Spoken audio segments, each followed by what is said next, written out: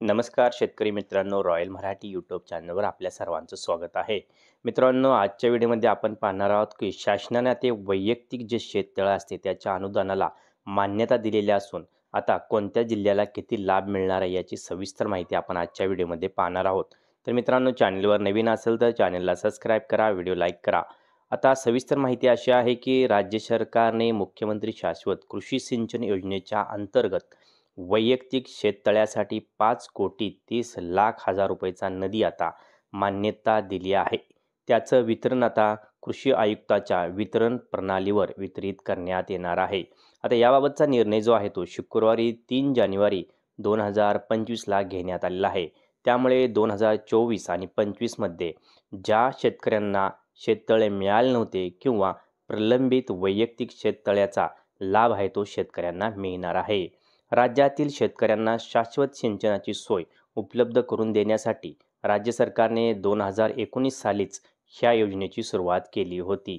आता या योजनेतून शेतकऱ्यांना सिंचनपूरक अनुदानासह वैयक्तिक शेततळे, शेततळ्याचे अस्थिरीकरण करणे, हरितगृह उभारणे, शेडनेट उभारणे आता या घटकासाठी अनुदान दिलं जात आहे.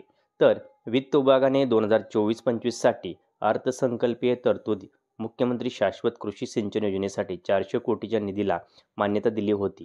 परंतु कृषी आयुक्ताकडून अधिकच्या मागणीसह प्रलंबित दाव्यासाठी 5,29,00,000 प्रस्ताव पाठवण्यात आले होते. त्यामुळे राज्य सरकारने निधी वितरणाला मान्यता दिली आहे. आता कोणत्या जिल्ह्याला किती लाभ मिळणार आहे ते पाहूया. राज्य सरकारकडून देण्यात येणारा निधी विविध विभागातील जिल्ह्याला देण्यात येणार आहे.